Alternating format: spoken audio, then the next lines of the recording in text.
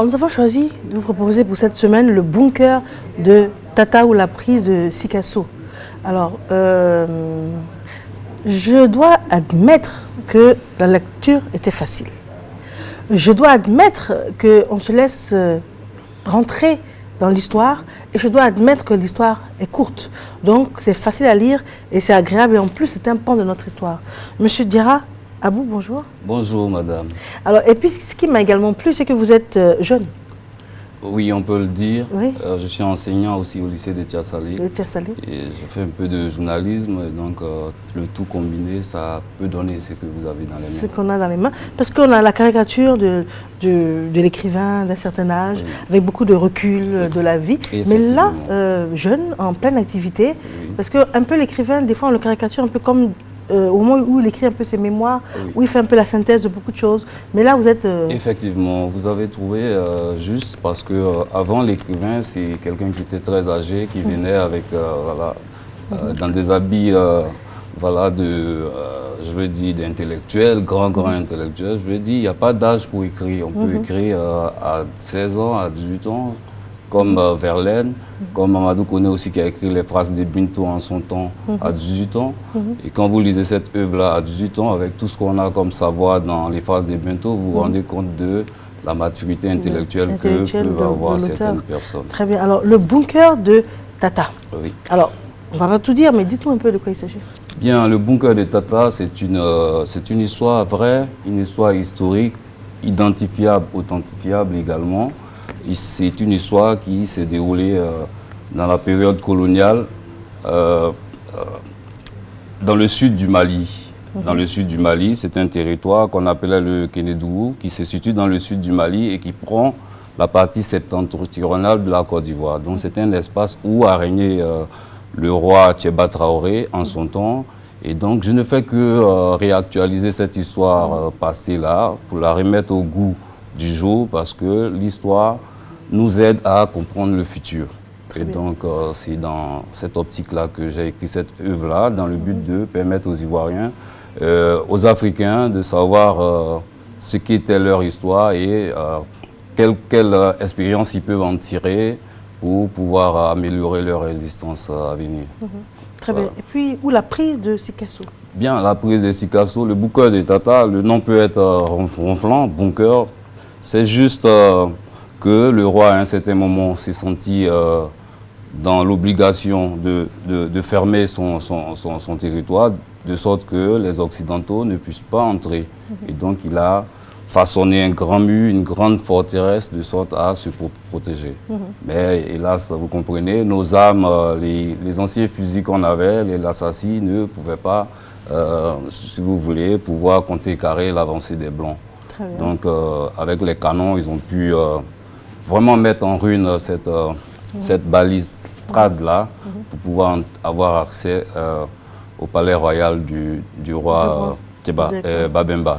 Alors, ce qu'on réalise également dans votre œuvre, c'est que vous l'avez écrite sous forme de pièce de théâtre. Oui. On a presque l'impression, et c'est impressionnant d'ailleurs, oui, de vivre les scènes. Oui. C'est assez spécial. Merci. Je sens que vous avez de la littérature en vous.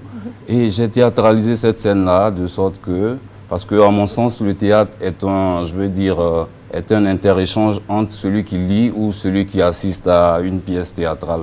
Et donc cet interéchange-là fait que les deux parties sont parties prenantes dans l'histoire qui est en train d'être racontée. Et donc l'effet cathartique au niveau du théâtre est un peu plus rapide que si on lisait une œuvre romanesque. C'est vrai. Oui, parce que c'est immédiat. Parce que vous verrez, avant, quand on assistait à des pièces de théâtre de M. Adi Daniel, par exemple, on était à la maison, on regardait la télé. Souvent, il y a des interjections qui sortent comme ça à la maison, au salon. Qu'est-ce qu'il fait? Oh, machin. Tout ça, ça participe de cette théâtralisation-là. Donc, elle est un peu plus vivante que les autres genres littéraires. C'est vrai. Voilà. Et ce qui m'a interpellée également, c'est qu'il y a un fou dans cette histoire. Oui. Et au moment où je lisais, à un moment donné, j'imaginais le fou. Oui. Et je le voyais attrapé. Oui. Je le voyais projeté devant le roi Effectivement. pour se justifier. Pour se justifier. Et c'est là où j'ai réalisé à quel point est-ce que vous avez réussi d'abord en très peu de lettres. Oui. Parce que vous n'écrivez pas de longues phrases. Merci dans un beaucoup. français très simple. Oui. Vous réussissez à donner de l'imagination au lecteur, au point où la littérature nous emporte. Effectivement, vous avez recueilli l'élément focal, l'élément le plus important dans cette pièce de théâtre. Effectivement, le rôle du fou. Le fou en Afrique, partout dans le monde, on a l'impression que le fou, c'est quelqu'un qui est écervelé, qui est dépourvu de, je vais dire, dépourvu de sens réel dans tout ce qu'il dit. Or, il se trouve que dans cette pièce de théâtre-là, c'est pratiquement le fou le plus conscient de cette pièce de théâtre-là. Et donc, le fou, c'est la conscience morale de ce peuple-là. Très souvent, on a l'impression que tout ce que les fous disent ne sont pas, je veux dire, ne sont pas fécondés de réalité. Mais à la vérité, les fous, ils ont la liberté de dire ce qu'ils pensent. Et donc, tout ce que dit un fou n'est pas forcément folie, fou. Tout à fait. Donc, on peut ressortir. Il a des moments de lucidité. Il n'a pas de contraintes. Il n'a pas de contraintes. Quand dira-t-on? Voilà, il est un peu plus à l'aise parce que, bon, qu'est-ce qui se passe? On a l'impression que les gens sont bâillonnés un peu partout, mais le fou, il n'a pas ce retour-là. Et justement, est-ce qu'on ne pourrait pas caricaturer le fou comme la personne qui est en dehors de la norme? On peut le voir en dehors de la norme. Il est en même temps en dehors de la norme et il est en même temps à l'intérieur de cette norme-là. Voilà, et donc... l'élément, le fou en lui-même, il ne faut pas toujours le voir comme quelqu'un qui est atteint de schizophrénie, qui ne réfléchit pas. Tout à fait. Voilà, donc, et je pense que c'est perpétré jusqu'aujourd'hui. C'est-à-dire quand on voit un fou, on se dit, il a peut-être connexion avec l'au-delà. C'est possible. Donc ce qu'il dit, on le prend avec des pincettes, mais on réalise qu'il peut dire des choses que nous, on ne voit pas ou qu'on ne sait pas. Jusqu'aujourd'hui d'ailleurs. Effectivement, effectivement. Donc c'est ce que... Et même quand quelqu'un dit des choses sérieuses, quand bien même la société ne le reconnaît pas en tant que fou, mais on dit qu'il est fou. C'est vrai, on dit qu'il est fou. Juste pour ne pas que la population prenne en compte ce que vous dites. On dit que c'est un malade mental. Suivez mon regard, il y a des gens très intelligents qui disent des choses, on les caricature comme étant des fous, mais à la vérité, c'est les plus intelligents du pays. Et même jusqu'aujourd'hui, même entre amis, on veut plaisanter, quelqu'un sort quelque chose qui est surprenant ou choquant, on dit mais tu es fou. Oui, c'est ce qu'on dit. dit. Et donc c'est ça un peu la symbolique du fou dans cette pièce de théâtre-là. En tout cas, c'est vivement à recommander. Et maintenant, ce que j'aimerais savoir, c'est pourquoi avoir choisi ce passage de l'histoire, vous spécialement, pourquoi? Bien, j'ai choisi ce pan de l'histoire-là pour que les Africains puissent s'ancrer de leur passé, s'ancrer, avoir ancrage dans leur culture, de manière à pouvoir se lancer dans le monde de l'universel. Parce que vous ne pouvez proposer des choses que quand vous-même, vous avez un substrat intellectuel, culturel. Voilà. Et à preuve, les pays asiatiques, on dit d'eux aujourd'hui que ce sont des dinosaures. Eh bien, qu'est-ce qu'ils ont fait? Simplement qu'ils se sont arc-boutés sur leur culture et ils ont apprivoisé, si vous voulez, les connaissances extérieures. Et donc, ça leur fait deux acquis. Vaut mieux danser sur deux pieds que sur un seul pied. On est beaucoup plus stable. Donc, moi, je souhaiterais que d'abord, on puisse être bien sur notre seul pied qui est la tradition. Parce que j'ai l'impression qu'on est complètement ankylosé, on est assis. Voilà. Et puis, dernière chose, cette œuvre confirme que les Européens n'ont pas toujours eu un rôle...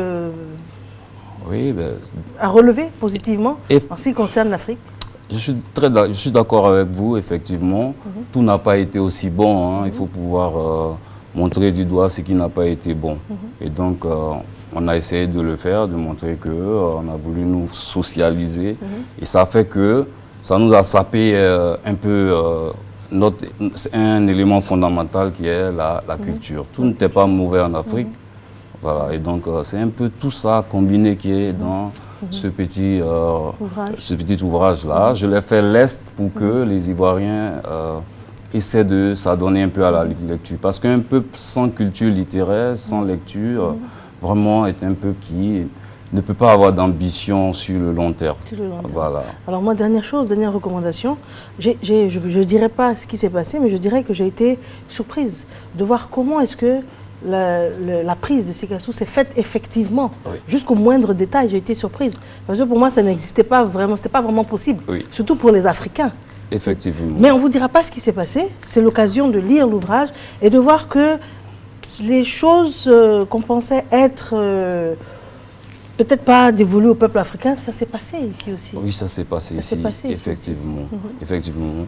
Et donc, comme vous l'avez si bien dit, voilà, c'est comme ça que ça s'est passé. Moi, j'ai fait un retour historique. Je suis allé bouquiner dans des documents historiques. J'ai eu des repères. Vous verrez même à l'intérieur de cette œuvre-là que ce sont des noms que j'ai choisis qui existent effectivement. Qui existent, oui, Voilà. Et donc, l'intention, c'est de rendre réel ce qui est livresque, de sorte que les Africains se sentent, je veux dire, tout le monde entier, hein, parce qu'on est aujourd'hui dans un monde interplanétaire, et donc cette œuvre-là peut contribuer à, je veux dire, à travers une réminiscence, faire ressortir ce savoir ancestral-là pour entrevoir l'avenir sous des beaux auspices. Et puis, dernière chose qui me revient à l'esprit, c'est cette dualité, cette complicité jusqu'à l'extrême qu'il y a entre le roi et son griot également. Effectivement, en Afrique, c'était comme ça. Les griots, ils étaient attachés forcément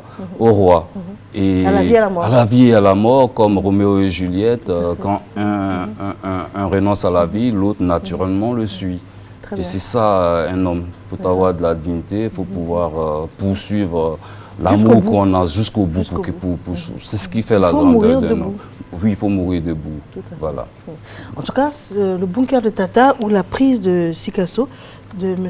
Abou Diarra, c'est une lecture légère, digeste, et puis qui vous plonge dans l'histoire, un pan de notre histoire. Il vaut mieux connaître l'histoire plutôt que de l'ignorer, parce que la pire des maladies, c'est justement l'ignorance.